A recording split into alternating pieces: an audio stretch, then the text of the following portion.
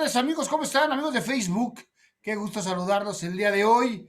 Otra reunión más para charlar de teatro, tele, cine, todo este mundo que nos gusta, que nos apasiona, y que nos une, el arte que rompe fronteras. El día de hoy tenemos el gusto de platicar, de charlar con un gran maestro. Él es de Morelia, es michoacano de Morelia y nos hace el honor de estar aquí con nosotros, Carlos Guizar. ¿Cómo estás, Carlos? Muy bien, Josín, afortunadamente y charlando contigo muy a gusto. Muy bien. Qué bueno que nos das este espacio para poder platicar, para conocer más de tu trabajo, porque ahorita que estábamos armando la entrevista de ahora, pues nos damos cuenta de que tienes mucho que contar.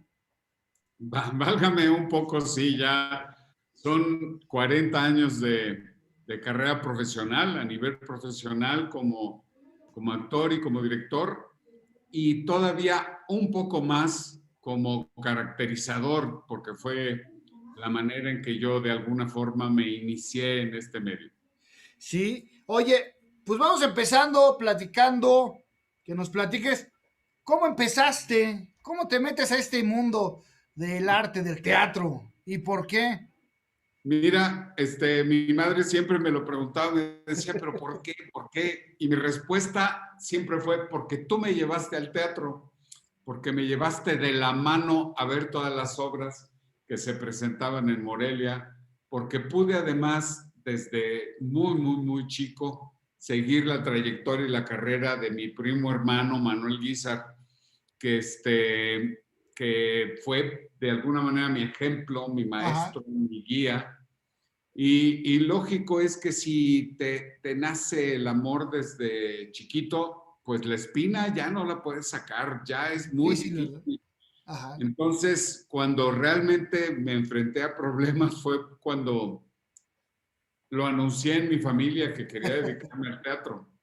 Entonces me dijeron que no, que de ninguna manera, que eso no era una carrera, que no Ajá. había forma y más en mi tiempo, porque de esto ni siquiera se había profesionalizado las escuelas, había Claro. una escuela de teatro aquí en la Ciudad de México y qué sé yo, no más allá. Entonces, mi madre me dijo que no, pero pues no le hice caso y a los 17 años me escapé de la casa en Morelia Ajá. para poder estudiar teatro. Llegué a la Ciudad de México perdido, como un chamaco, pues en aquel entonces los 17 años es como los 12 años de Y ahora. ahora sí, claro. Y entonces me metí a estudiar con el maestro Dimitrios Arras, que era un maestro estupendo que daba clases acerca del método. Él había Ajá. estudiado directamente con Lee Strasberg y Elia Kazan. Y bueno, de su escuela salieron gente con un talento impresionante como Meche Pascual o Adriana Roel, en fin, Ajá. mucha gente. Y pues ahí empecé. También me inscribí a tomar unas clases con una maestra rusa que se llamaba Tamara Garina, que todo el mundo la conocía como la bruja maldita, porque tenía su programa de televisión que así se llamaba, Ajá. y fue mi primera maestra de voz y dicción. Y al mismo tiempo, conforme iba yo, pues introduciéndome en el mundo de la actuación y todas esas cosas, me fui desarrollando también como caracterizador, porque mi trabajo consistía en vender pelucas y pestañas en una Ajá. marca de aquel entonces que se llamaba Pixie. Y así fue como de alguna forma empecé. Después, Pixie, la dueña Ajá. precisamente de estas tiendas de pelucas, me mandó becado a Los Ángeles a estudiar maquillaje artístico con Dick Smith a Ajá. los estudios Universal, que pues fue el decano de los maquillistas de Sí, Hollywood sí, de efectos y todo. y este gran maestro de los mejores de hoy en día, ¿no? O Ajá. sea, como Rick Baker. Y pues a mí me tocó precisamente esa época de gloria de los estudios Universal, donde daban clase a nivel becarios. Íbamos un solo becario por país y se desarrollaba en forma lo que era el maquillaje artístico. Cuando terminé mis estudios por allá, que fue todo un año de trabajar con Dick Smith, decidí que debía tomarme las cosas con más seriedad y regresé a Morelia a estudiar a la Casa de la Cultura de Michoacán en aquel entonces. Hoy en día es el Instituto Michoacano de Cultura. Cultura, ajá. Y entonces, bueno, ahí me topé con una delicia de maestros, entre ellos el que era encargado del departamento de teatro, que era Sergio Magaña. Ok. Y lógicamente, bueno, en aquel entonces yo no sabía que era el mejor dramaturgo de México y autor de Moctezuma II Ajá. y de los signos del zodiaco y demás cosas. Y pues fue entrar y estudiar con él, con Sergio, con José Manuel Álvarez, un maestro de ahí de Morelia que desarrolló toda su carrera en Morelia, con Marisela Lara, que fue maestro, Raúl Quijada por allá. Nos fueron a dar cursos como el instituto estaba abriéndose.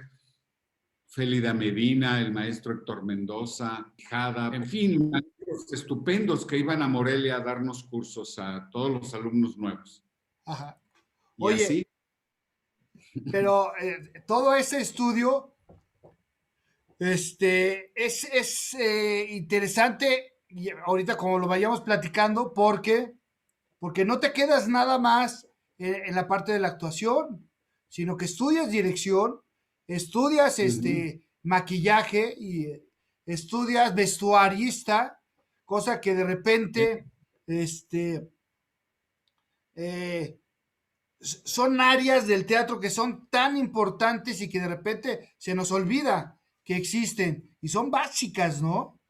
Sí, efectivamente. Mira, yo en el momento que estaba todavía en el Instituto Michoacano de Cultura, hicimos una obra para una de las primeras muestras nacionales de teatro, que Ajá. se llamaba la muestra de teatro de provincia, ¿no? En aquel entonces tenía ese nombre, ahora sabemos que es pues un evento que ya tiene muchísimos años, en aquel entonces eran los primeros, y por fortuna, con la obra que íbamos, que había dirigido José Manuel Álvarez, me llamaron de la Compañía Nacional de Teatro para trabajar en la época de José Solé. Ok, Y ahí sí. fui enamorándome de la dirección, verdaderamente yo me empecé a apasionar de la dirección. Y una de las cosas, acercándome al maestro Solé, con quien siempre llevé una amistad una cercanía muy grande, porque además fue mi maestro, él me dijo, hay que prepararse mucho, hay que saber de vestuario, hay que saber de iluminación, hay que saber de escenografía. Yo no sabía que me iba a enfrentar con un problema, porque todas esas eran especialidades en realidad muy interesantes, Ajá, que absorbían muchísimo tiempo. claro. Y entonces, bueno, pues me dediqué a estudiar todo lo que podía en iluminación, en escenografía, en vestuario. Tuve la fortuna de conocer a uno de los grandes, grandes diseñadores de alta costura de este país, que era Manuel Méndez, Ajá. con el cual me unió una fuerte amistad y que me dio clases precisamente de cómo diseñar vestuario. Y empecé a tomar clases que ya había iniciado en Morelia con José Manuel Álvarez, con Manuel Guizar, con ellos de dirección. Por acá seguí tomando cursos. En algún momento me tocó estudiar una temporadita corta con Ludwig Margules y, Ok. y tuve otros maestros que verdaderamente me guiaron por el camino de la dirección, entre ellos el maestro Solea, a quien tuve la oportunidad de asistir en alguna obra, y pues la asistencia me iba dando pautas, ¿no? Hasta que tuve la oportunidad, varios años después, de entrar a un diplomado al Actors Studio, un diplomado de dirección que terminó siendo pues sumamente importante para mí porque estuve yendo a Nueva York Ajá. 3 años seguidos era yo como una especie de bicho raro en Nueva York porque Sí, sí, los neoyorquinos y más claro, en el Actors Studio consideran que los únicos que hacen teatro en el mundo son ellos. ajá, Cuando vieron mi currículum, que pues acá si no trabajas mucho no comes. claro, Y vieron mi currículum, se asustaron, dijeron, pero ¿cómo has hecho tanto teatro? ¿Cómo has actuado tanto? ¿Cómo has maquillado tantas obras? ¿No? Y bueno, pues eso les entusiasmó muchísimo y me becaron durante todo el tiempo de mis estudios allá, fui becado y me dieron clase gente muy, muy importante como Burt Young, que si lo recuerdas era el cuñado de Rocky en las ajá, películas de Rocky, claro. o John Lone, el último emperador, un gran actor y un espléndido, espléndido director.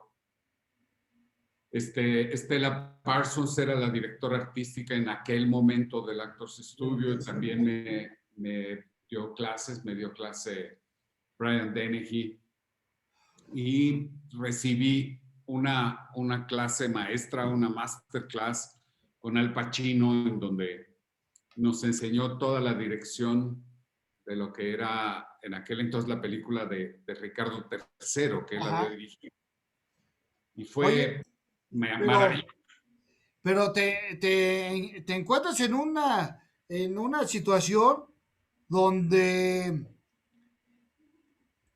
donde es muy diferente la forma de ver la dirección, ¿no?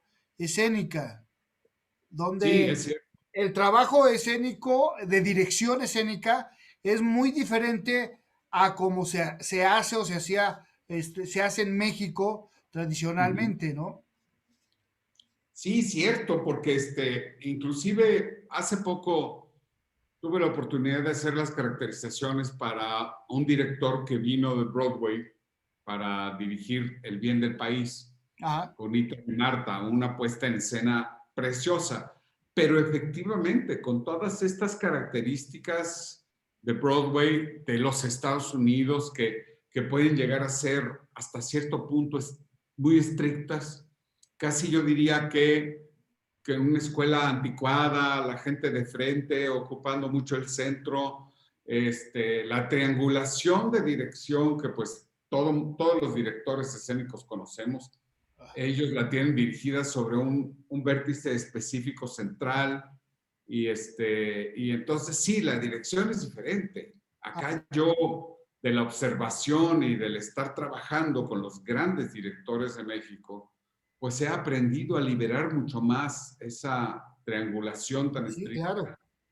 Y bueno, pues admiro sobremanera a Mario Espinosa, a Enrique Singer, al maestro Luis de Tavira, lógicamente a los grandes, grandes que ya no están con nosotros, pero como Rafael López Miarnao, como Julio Castillo, como José Solé, como Ajá, gente que verdaderamente el maestro Héctor Mendoza era un director extraordinario y ellos permitieron en mi forma de dirigir, más libertad, mucho más libertad. Yo no le tengo miedo a la espalda de los actores. A ajá, mí me parece que es una posición fortísima y que además los actores pueden desarrollar una energía maravillosa cuando dan la espalda al ajá. público. No me gusta el compartido en escena porque me parece sumamente anticuado. Siempre trabajo perfiles porque ¿por qué el público no va a ver un perfil? ¿Por qué no tiene derecho el público de ver una nuca, no? Ajá, sí, claro. Y ya las 10 lecciones de Novo, que recordarán ese librito, pues ya no lo practico tanto, no me gusta esa artificialidad, ¿no? El tono, la teatralidad, por supuesto que la sigo Ajá, conservando, pero sí tienes toda la razón.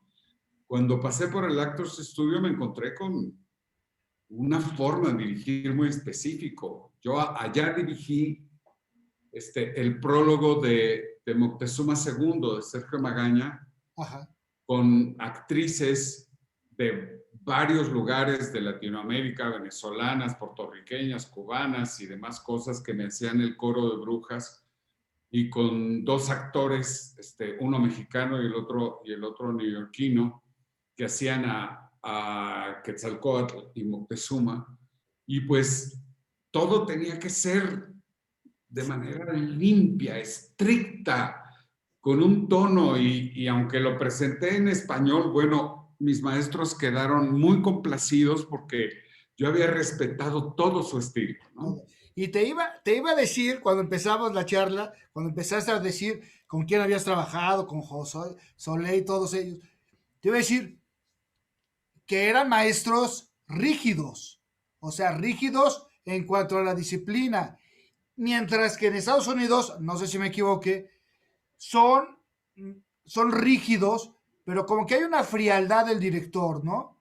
Una frialdad hacia la relación con los actores, mientras que aquí son rígidos, o sea, son maestros que te están exigiendo, que no te permiten llegar tarde, que no te permiten que no te lo sepas, que no te permiten, pero te abrazan, al actor lo abraza el director mexicano más Sí, que el americano, ¿no? sí, el americano siempre, y además esto desde la enseñanza te lo piden, porque además yo empecé a estudiar en el Actors con un grupo de directores, de maestros de universidades de allá. Ajá. Yo era el único extranjero y me admitieron casi de casualidad. Y entonces nos inculcaban que nosotros teníamos que tener Sí, una distancia con el actor y con los que había que estar realmente correlacionados y mucho más íntimos era con el equipo creativo. ajá. Y en cambio, tienes toda la razón, en México los directores somos mucho más papás o tíos de los actores. Y sí, efectivamente fui este, alumno de directores mexicanos sumamente estrictos, pero al mismo tiempo muy temperamentales, cosa que en Estados Unidos no se da. El director temperamental, además, ya está pasando de moda también en México, porque los actores son como hechos de cristal cortado y no quieren que les eches un gritito, Ajá. ¿no? Y pues yo siempre les digo, perdón, pero el director también está creando, también tiene derecho a Claro. fortalecer esa creación con alguna emoción, con algún estado de ánimo. Pero sí, me tocó ver al maestro Solé, por ejemplo, aventando una silla en el escenario porque una actriz no entendía un movimiento, ¿no? Ajá. O me tocó ver bueno, no es en carne propia. Me acuerdo cuando hicimos El alcalde de Zalamea, a mí no me salía mi personaje, no podía con él, no podía, porque además tenía que representar a un chavito de 16 cuando yo ya tenía 26, 27 años.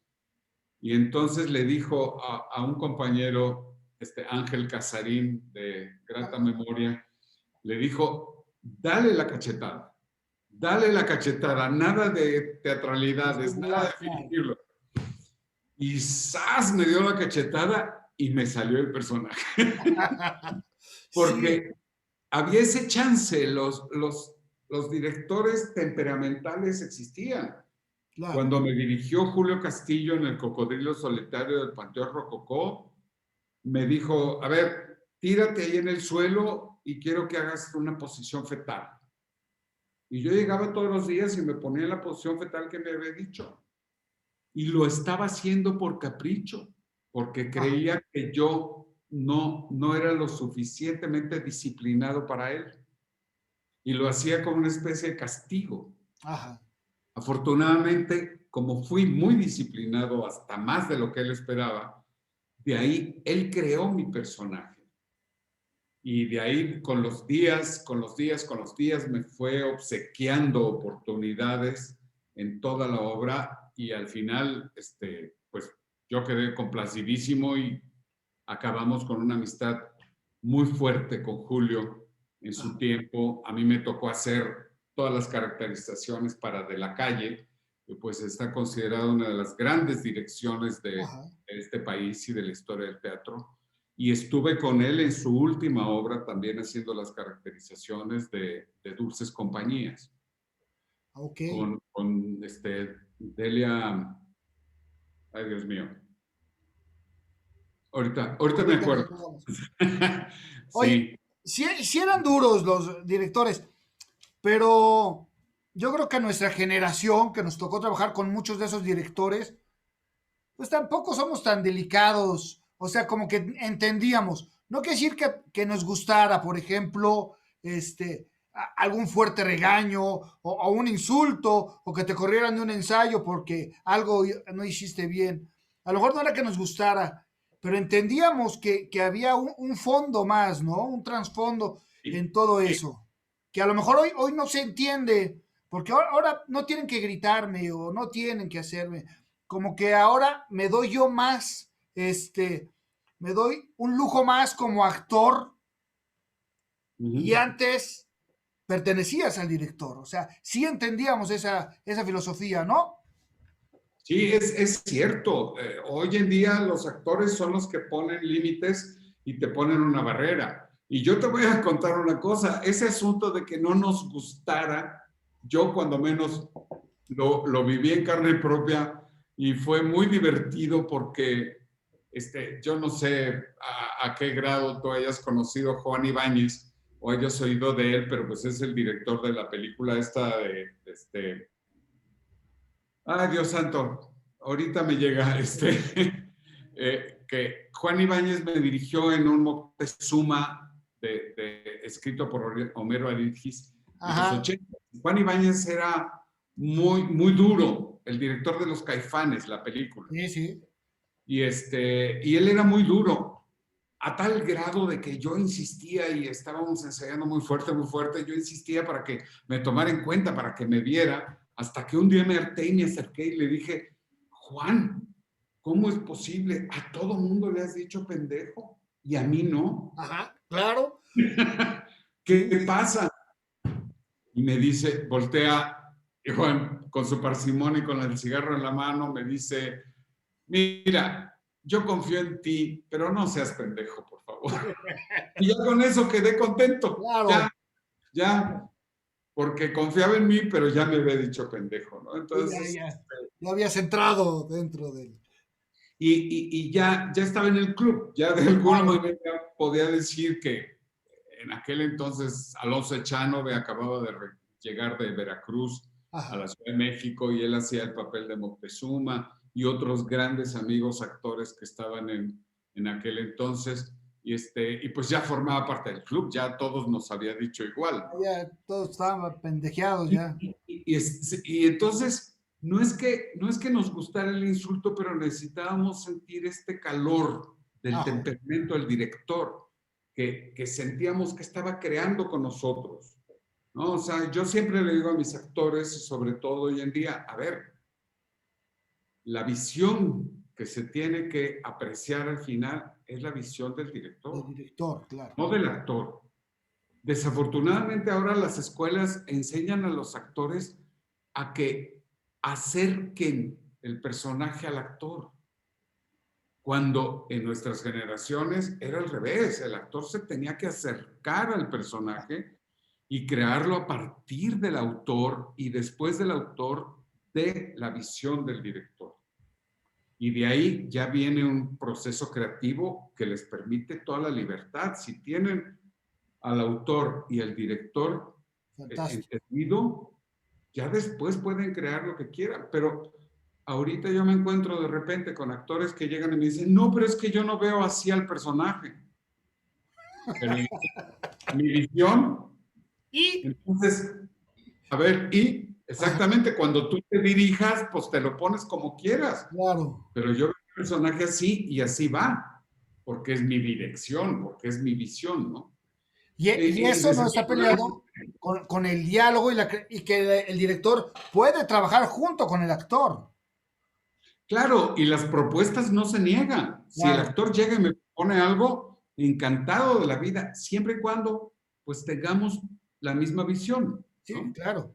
Y no exista esa barrera que dices, ¿no? Exacto, Esa barrera sí, de que dices, de que que no tú eres el exista director, pero yo soy mutuo. el que voy a interpretar. Pues Ujú. no, no, la obra es del director. Sí, efectivamente, y es cuando mejor salen las cosas. Me gusta muchísimo el teatro norteamericano y he dirigido mucho a Williams, he dirigido mucho a Miller, a Edward Albee, en fin. Y de repente, pues se me ocurre hacer versiones, ¿no? O sea, hay una obra de Tennessee Williams maravillosa que se llama Los 27 vagones de algodón. Ajá. Y con una queridísima amiga, Susana Valdés, se escribió, se reescribió, se hizo una adaptación que le llamamos Las 27 cargas, porque era la adaptación hacia México. Ok. Y entonces, bueno, pues yo no puedo de ninguna manera pensar que mis actores me actúen a la gringa, a la norteamericana, Claro.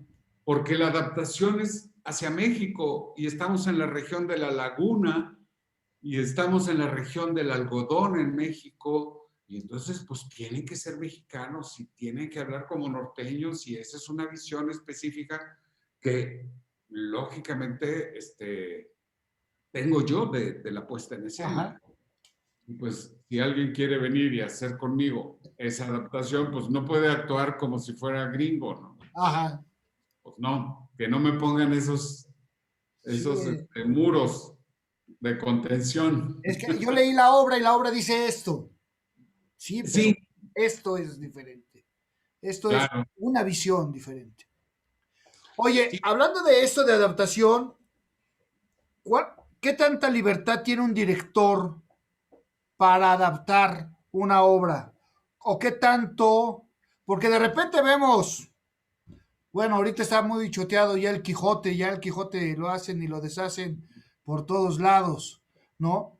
¿Hasta sí. dónde puede llegar decentemente un director a hacer una adaptación de una obra y hasta dónde tienes que respetar al autor?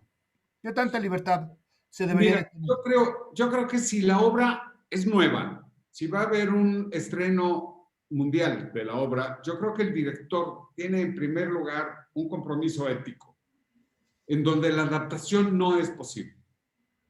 Es decir, primero, así como tú quieres que el actor respete tu visión, tú tienes necesariamente que respetar la visión del escritor y decir, esta es la primera vez que se pone, yo tengo que irme lo más firmemente posible sobre la visión del autor.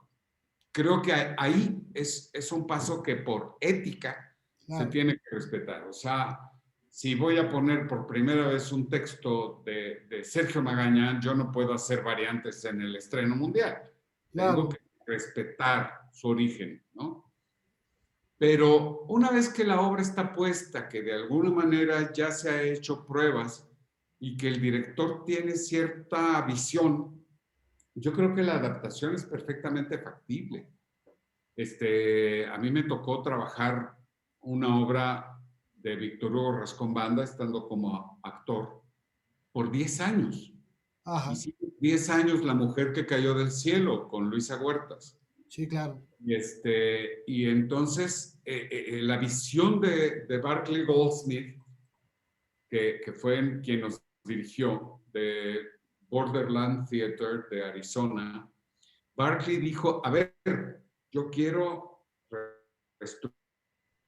Y Roy dejó una adaptación que Víctor Hugo quedó complacidísimo Ajá, y tuvimos 10 años dando funciones de esa versión y no era la original de Víctor Hugo. Yo creo que el director tiene derecho. Yo ahorita estoy dirigiendo una versión extraordinaria, una versión maravillosa de La Celestina que adaptó ajá. Claudia Ríos. Y Claudia Ríos, que es talentosísima actriz y más talentosa directora, además resultó una adaptadora sensacional. Y entonces hizo todos los cambios que se pueden hacer dentro de La Celestina, porque pues, es un libro, un texto tan largo, Ajá. que pues ella escogió, estructuró y dejó una historia perfectamente legible, que se puede leer, que se puede entender, no es tan complicado como el texto original. Ajá.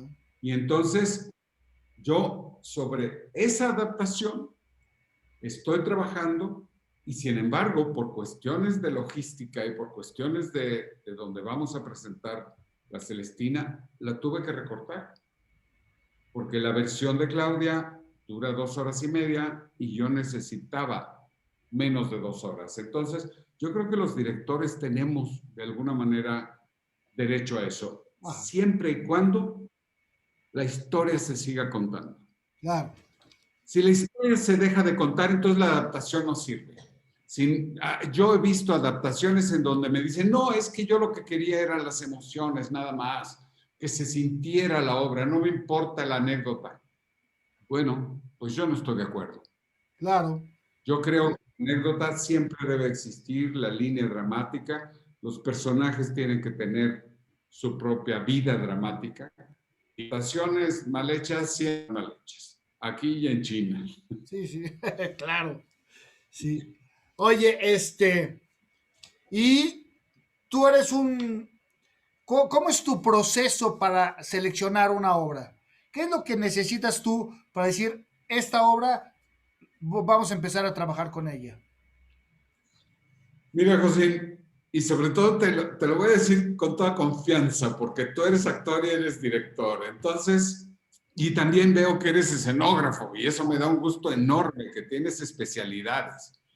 Yo he sido un apasionado de la escena, un apasionado en todos los sentidos, y hago caracterización, y hago diseño de vestuario, y me meto en muchos ámbitos. Entonces, para meterme a dirigir algo, necesita enamorarme.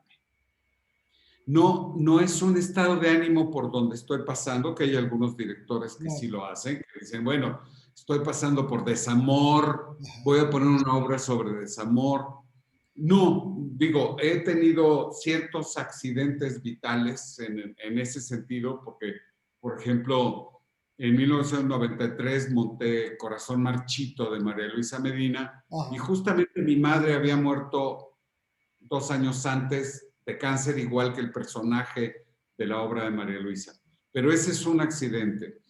Pero, por ejemplo, un día Moisés Palacios, un gran actor y un gran cantante, un tipo maravilloso, vino con un texto, por cierto, adaptación del Quijote, y me dijo, maestro, necesito que lo dirija. Y cuando yo dije, adaptación del Quijote, ¡ay, otra vez! ¡Qué Ajá. barbaridad! ¿Qué va a venir ahora? Bueno, en el momento de leer, la obra se llama En la Mancha, ¿sí? En el momento de leer, me enamoré de la obra. Precisamente trata de un escritor viejo con un escritor joven, y el escritor joven le dice, no, por favor, ya no hagan una adaptación del Quijote. Y el escritor viejo le dice, bueno, pero es que tienes que tener tus propios ojos. Ajá. Entonces, la obra se desarrolla a partir de eso, convence al joven de que sí es necesaria otra adaptación. Y a mí, en el momento que yo leí la obra, me enamoré completamente. Entonces, yo necesito ese aliciente, necesito leer algo que realmente me emocione, me enamore, porque si no, pues me dedico a dar clase, o hago caracterización, o Claro. hago diseño de vestuario, o actúo, ¿no? Entonces, por fortuna, tengo las vertientes como para entretenerme de aquí a que llega el enamoramiento. Ajá. Y cuando llega el enamoramiento, bueno, ya. O sea, cuando hicimos, porque yo hice las caracterizaciones para la primera puesta de La Celestina de Claudia Ríos, estaba yo verdaderamente emocionado. Y bueno, ahora dije, ya pasó suficiente tiempo, esa apuesta fue hace casi 20 años, entonces, pues ahora me interesa tener mi propia versión. Ok. Y como estaba enamorado desde entonces del texto, pues fue muy fácil. Oye, eso es muy interesante. Eres un director, este, que regresas a una puesta en escena. ¿Te gusta o lo ves como un reto o cómo? O no te ha dado la oportunidad de decir, quiero volver a poner esto en escena. Sí, mira, y me pasa con una obra, específicamente con una obra que amo sobremanera, que es Bodas de Sangre. Hasta el momento llevo 3 puestas de Bodas de Sangre, y Wow, las 3 han sido absolutamente diferentes. Y como es una obra que me satisface tanto, claro. como todavía estoy acostumbrado al olor a papel viejo me gusta volver a leerla. Ajá. Y entonces, por ejemplo, ahorita tengo mucha cosquillita de volver a ponerla, de volver, porque a los años que han pasado de la última apuesta, yo he crecido. Yo también tengo otros ojos. Yo Ajá. también tengo otra manera de ver la vida y entonces creo que mi bodas de sangre será diferente, porque mi visión en este momento es diferente. Entonces regresar a repetir una dirección no me incomoda en lo absoluto, porque además seguro no me voy a repetir. Claro. Oye, y eso que dices, de tu visión, ¿cómo ha avanzado? No sé si a lo mejor ha mejorado, bueno, ha mejorado, pero ¿cómo ves el lenguaje de dirección de Carlos cuando empezabas a tu lenguaje de dirección? Ok, José, ahí sí ya me metiste verdaderamente en un berenjenal. Bien, cuando yo empecé a dirigir, que además empecé a dirigir en Morelia antes de venirme a la Compañía Nacional de Teatro, cuando empecé a dirigir, la dirección era como un complemento en donde yo tenía que poner en escena lo que estaba sintiendo en ese momento con respecto al texto, no yo personalmente, sino con respecto al texto. Y entonces respetaba muchísimo lo que el autor tenía que decir. Y entonces me involucraba y mi puesta en escena era de lo más estricta con respecto al respeto al autor. Ajá.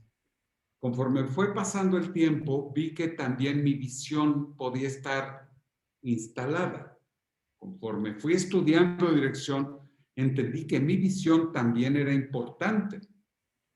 Hasta que llegó el momento en que mi visión se ponía en el 50-50, Ajá. ¿no? Con el autor. Así dura muchos años. Pero Carlos Guízar ha cambiado mucho en ese sentido. Y ahora resulta que mi visión es más importante porque tengo que decir cosas, porque Claro. ya pasé de los 60 años, porque tengo 40 años haciendo escena, porque he trabajado muchísimo y tengo muchas cosas que decir. Entonces, hace rato te hablaba de las 27 cargas. Ajá. El texto original de Tennessee Williams es un texto que deja muy mal al hombre en el sentido de que es un hombre violento y golpea a la mujer que le están ofreciendo como trofeo de guerra. Y en mi propuesta, yo hago que la mujer se empodere y mi visión de hoy de Carlos Guízar es que es necesario que la mujer se empodere y que tome un lugar y que diga, yo tengo la sartén por el mango. Y si tú vienes y me pegas, yo voy a utilizar eso para manejarte. Y entonces mi visión cobró otro sentido. Claro. Y Tennessee Williams se quedó atrás, se quedó en los 50 cuando le escribió. Y Carlos Guízar es preponderante en estas 27 cargas, porque crea una mujer poderosa, una mujer que ya no es baby doll, que ya no es la muñequita de la casa, sino es una mujer que dice, a ver, mi marido me está regalando con un tipo, pero yo voy a tomar el poder. Este tipo viene y me maltrata, pero yo lo tengo en mis manos. ¿Sí? Okay. Y entonces, claro, mi visión ahora está mucho más impresa en mi puesta en escena. Ahora, por ejemplo, en mi Celestina, yo no quiero que Melibea se suicide porque el otro muchacho murió en el accidente. Ajá. Yo quiero que diga, hasta aquí quiero vivir porque ya amé. ¿Sí? Claro. No porque él se murió, sino porque amo. Y entonces no es una inmolación, sino es una trascendencia. Okay. Ya Melibea se suicida para trascender, para ser ella misma, para ser una mujer poderosa. Yo no quiero que Celestina sea esta víctima de Parmenas Sempronio que la utilizan y la hacen pedazos como un perro callejero. No, mi Celestina se ríe porque vienen a atacarla. Se ataca de la risa porque la están acuchillando, porque sabe que ella tiene el poder. Mi Celestina tiene mucho más poder que ellos y ellos, por frustración masculina, la matan. ¿Sí? Ajá, Esa es mi visión de Carlos Guízar del 2021. claro. Y qué importante es, porque a veces muchos de los directores sí nos gusta la obra, nos gusta el texto, no, nos trae un reto, pero qué difícil es que se oiga nuestra voz, ¿no? Sí, Por defender la voz de los actores, por defender la voz del autor y todo, qué difícil es a veces que se escuche la voz del director. Sí puedes decir, esa obra es de fulano, esa obra la dirigió fulano, pero que se escuche al director es complicado, ¿no? Que el director encuentre esa fórmula. muy, muy complicado. Es muy complicado porque no puedes tampoco estar presente. Es decir, un director, y esto me lo enseñó Julio Castillo, un director es el mejor director cuando no se nota que están dirigidos los actores, Claro, cuando parece que les nace. Ese es natural. el mejor director. Y entonces, como no puedes estar presente ni con una imagen excesivamente clara de tu opinión, entonces todavía es más difícil, todavía requiere de mucho más astucia.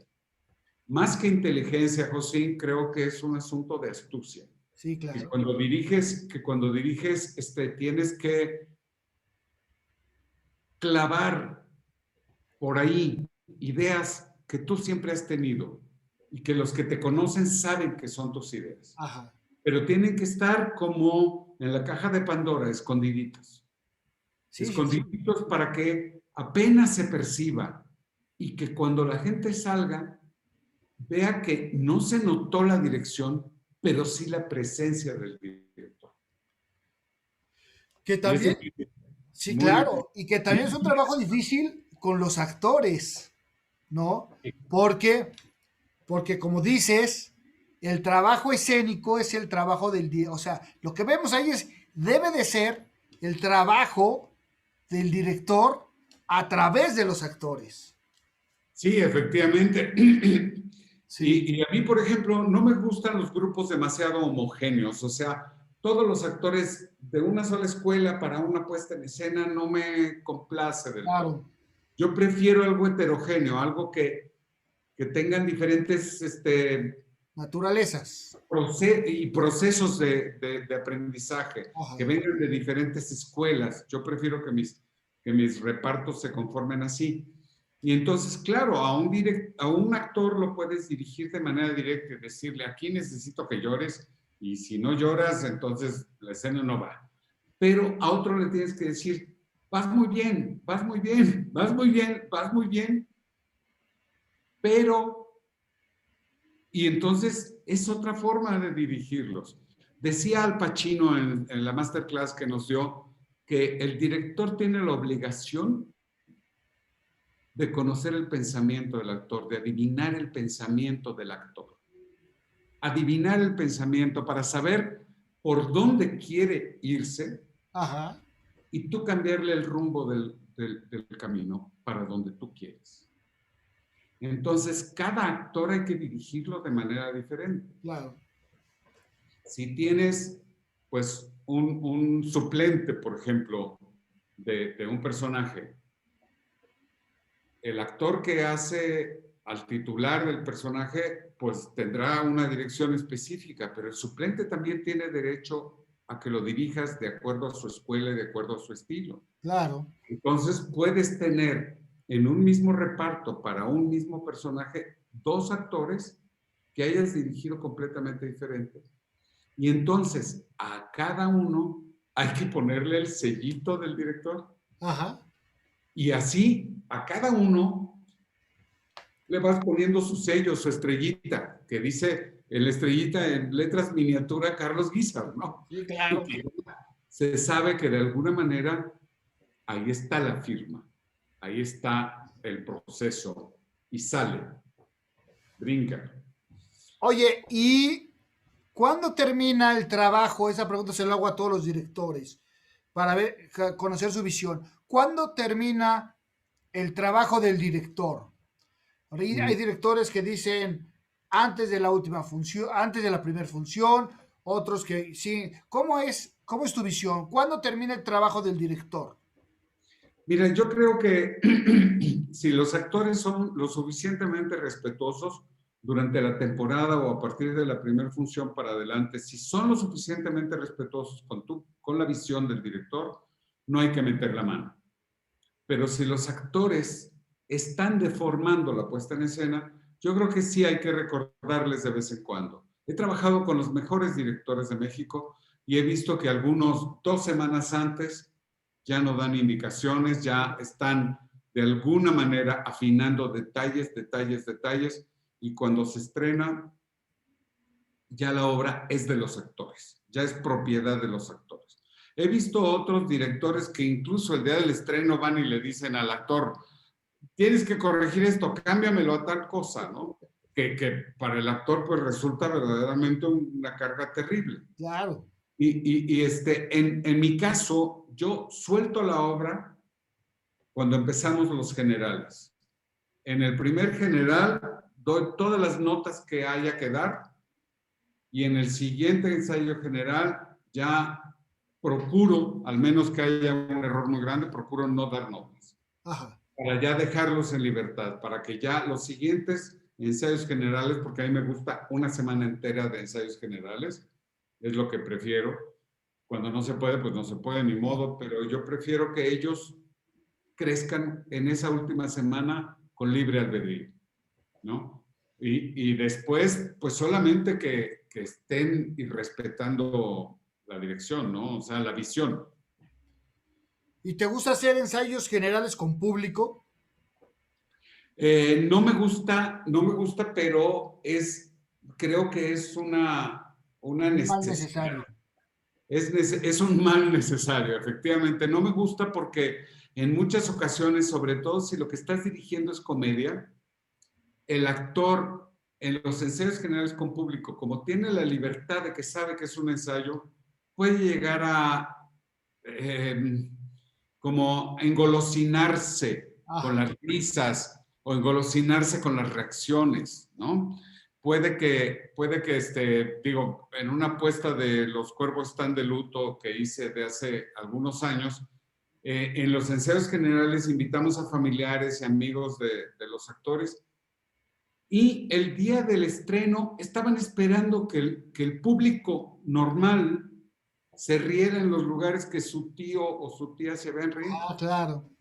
Y entonces ya me habían deformado las cosas, porque entonces resultaron aburridos, porque hacían chistes a la fuerza sin dejar que corriera la Ajá. comedia de manera natural, ¿no? Naturaleza. O sea, se hacían los chistoretes porque en los ensayos generales les habían reído el chiste.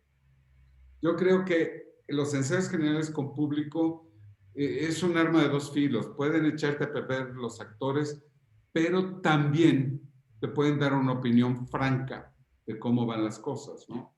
Entonces, híjole, no me gusta mucho, pero es necesario hacerlo. A veces. Sí, Oye, este, y hablando, por ejemplo, de maquillaje y vestuario, tenemos muy buenos técnicos, pero ¿por qué no se profesionaliza? ¿Por qué no es, o sea, por qué no se dedica más gente a estas áreas? De repente andas sufriendo por quién me hace vestuario teatral y te agarras a la señora que cose los botones para que te haga el vestuario, o igual el maquillaje. ¿Por qué no se profesionaliza tanto? Mira, José, yo creo que en los estados, en el interior, es donde podemos llegar a tener ciertos desniveles con respecto a este medio. Aquí, de hecho, inclusive se creó ya el Colegio Mexicano de Diseño Escénico, Ok. en donde estamos inscritos muchos diseñadores profesionales. Claro, cuando yo empecé, y estoy hablando profesionalmente en 1980, creo que había 4 maquillistas, ¿no? La diferencia, y es que esto a mí verdaderamente me preocupa, es que ahora hay 500, pero son maquillistas, Ajá, no una especialidad. Yo no claro. sé si conoces a Pilar Bolivier, que es una gran actriz, una gran directora y además es una gran caracterizadora. O Darío Tepié, que es un gran actor y hace unas caracterizaciones fabulosas. Pero no todos tienen el respaldo de la carrera de actuación para hacer caracterización. Y lo peor es que se dicen caracterizadores. Para Exacto, mí sí, son a eso voy. maquillistas o diseñadores de maquillaje o artistas del maquillaje, pero no son caracterizadores porque no saben analizar un personaje, porque no saben adentrarse en un personaje. Y yo creo que sí hay muchos profesionales. Conozco, y no te voy a dar una lista de diseñadores de vestuario porque Ajá, me dolería mucho quedarme fuera, corto y claro. despreciar a algunos, dejarlos fuera de la lista, pero he trabajado con los mejores diseñadores de vestuario del mundo, y me refiero a los mexicanos. Ajá. He trabajado con unos diseñadores de vestuario que son verdaderamente extraordinarios y que los desearían en Londres y los desearían en París y los desearían en Estambul, Pues porque tenemos unos tenemos grandes Oscar, diseñadores. ¿no? Tenemos el premio Oscar aquí de vestuario, con esta chica. Sí, y es que de verdad, o sea, nuestros diseñadores de vestuario, de escenografía, hay gente con un talento impresionante de iluminación que Ah, hace muy poco estuve en una producción infantil musical extraordinaria que era Destroyer, el Music Cool. Y la iluminación de Sergio Ecatl era verdaderamente extraordinaria. Claro, había un equipo detrás de él, y Samuel, claro. y Pablo y demás, pero la iluminación, que además consistía en las paredes y el piso de la escenografía, era verdaderamente maravillosa, por mucho, superando incluso a los diseñadores de iluminación de Broadway. Ajá. Y lo que de repente tenemos, Josín, y eso a mí me duele sobremanera porque estoy dentro del medio y pensamos que el pasto detrás de la cerca es más verde. Y nos criticamos mucho a los mexicanos y pensamos que acá no hay talento, y yo creo que hay más talento aquí del que nos estamos imaginando. O sea, creo que tenemos de los mejores diseñadores profesionales de vestuario, de iluminación, de maquillaje, de escenografía, pero siempre vemos para afuera. Y de repente los mexicanos en general somos malinchistas y vamos Sí, que la claro. palabra nos corresponde. Cojeamos de ese pie. Yo te lo digo porque, por ejemplo, aquí en una de las universidades aquí en Zacatecas, teníamos la clase de diseño, en la licenciatura de diseño, teníamos la de diseño, diseño escénico, escenografía, y la quitaron, Hombre, ¿sí? qué lástima. Entonces, a eso prefiero, y de repente, sí hay arquitectos que son muy talentosos, pero por ejemplo, principalmente como dices, fuera de lo que es la Ciudad de México, tenemos que ir buscando, a ver, un joven, para empezar un joven que se Sí, quiere claro. arriesgar, ¿no? Y Ujú. entonces tú lo vas, yo lo voy preparando como director para que vaya trabajando la escenografía y le vas enseñando todo lo que es la técnica, la estructura, el diseño, los materiales que escenográficamente son diferentes a los materiales de construcción. Entonces, a eso me refiero, ¿no? Que a Ujú. veces nos falta profesionalizar o tener las universidades esa visión de profesionalizar en estas áreas, ¿sí? Aquí existe también la licenciatura o en Aguascalientes de diseño de vestuario, pero no de vestuario escénico. Entonces, tú te Ah, tienes que ir y meter y enseñarles y decirles cómo buscar la combinación de las luces con las telas, todo eso.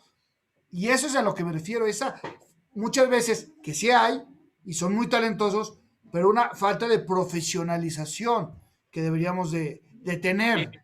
Deberíamos tener, digo, ya se ha avanzado muchísimo con respecto a que las universidades del interior en algunos estados ya tengan la licenciatura en teatro. Claro, en arte. Creo que el siguiente paso precisamente sería que esas mismas escuelas crearan sus brazos de extensión hacia la escenografía, hacia la iluminación, Exacto, hacia el claro. vestuario. Deberían crearlas. A mí me encantaría porque en mi época, cuando yo hacía las caracterizaciones, ni siquiera te querían dar crédito. No, ¿por qué? Pues eso es maquillaje, ¿no? O sea, ¿por Sí, qué vas a claro. tener crédito? ¿Por qué voy a decir que eres caracterizador o maquillista? Bueno, a veces me ponían unos créditos cuando yo lo exigía, Ajá. que me daban muchísima risa porque decían, maquillaje y peinados, Carlos Guisa. Que decía yo, por favor, si yo no soy del salón de belleza de la esquina, ¿no? Ajá, claro. O sea, yo soy un actor profesional que tiene como especialidad la caracterización. Ajá. Y entonces, eran otros títulos, pero ya afortunadamente ahorita Vamos a ir avanzando. ya se da el crédito a vestuario, ya se el crédito a iluminación, a sonido, a musicalización. Todo.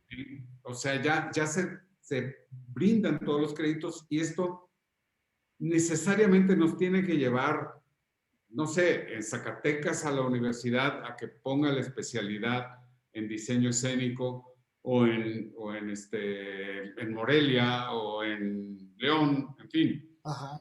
Debería de ser el paso natural, pasar a esas especialidades para que en el interior ya también se tenga gente capaz, ¿no? Capaz de hacerlo.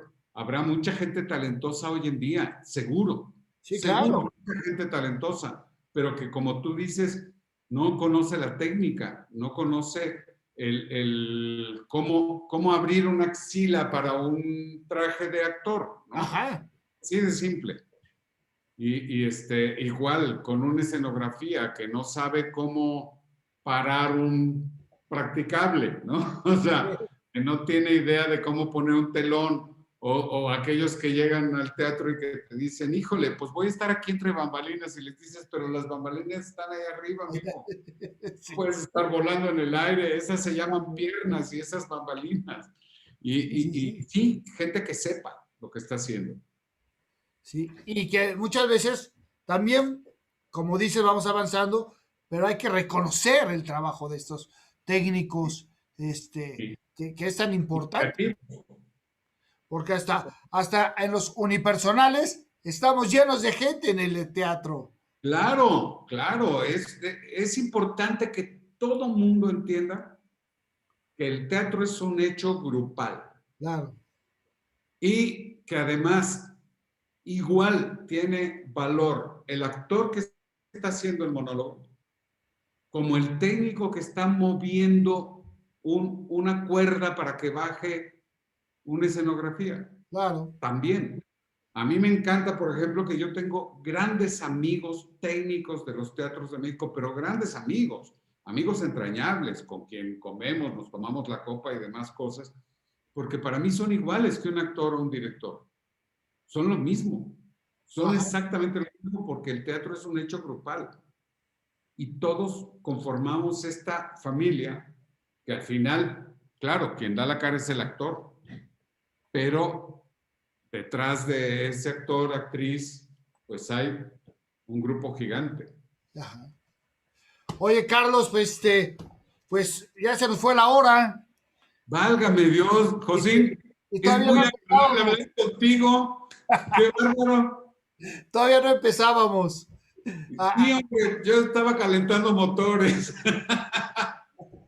oye, pero bueno, nos da la oportunidad de volverte a invitar a platicar, a conocer más de todo tu pensamiento y de tu trabajo que es extraordinario. José, mira, antes de despedirnos, Sí, aunque sí, sea unos claro. minutos, quiero agradecer que estés haciendo tanta labor en Zacatecas. Quiero agradecer que seas un actor y un director que está interesado en que los asuntos de teatro se den a conocer, que hayas creado un público, que lleves tantos programas ya de charlas como esta. Te lo quiero agradecer porque no es fácil. Lo que tú estás haciendo es una labor titánica y te lo agradezco sobremanera. Como teatrero, como hombre y como mexicano, de verdad, gracias porque lo estás haciendo. ¿No?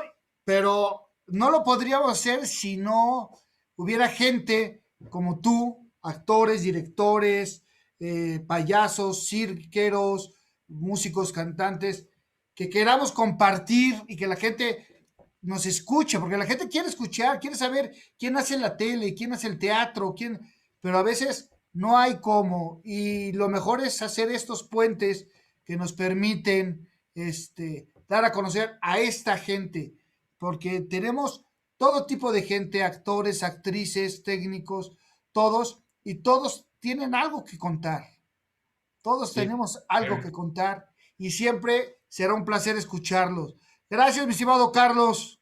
Gracias a ti, José, de verdad. Te agradezco sobremanera. Gracias a ti, gracias a los que nos vieron, nos verán y nos estarán viendo. Ya saben, estamos aquí en Facebook, José Ortega, actor. Estamos en Foro 10 Producciones y en YouTube estamos en youtube.com/diagonal José Ortega. Véanlo, pónganle like, suscríbanse. Gracias, Carlos. Gracias a todos. Nos vemos la próxima semana.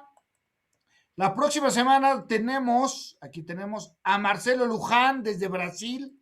Vamos a platicar con él. Mañana en la noche tenemos a Fernando Trejo para hablar de poesía. Yo soy José Ortega. Gracias por esta velada fantástica y hasta siempre, mi querido Carlos.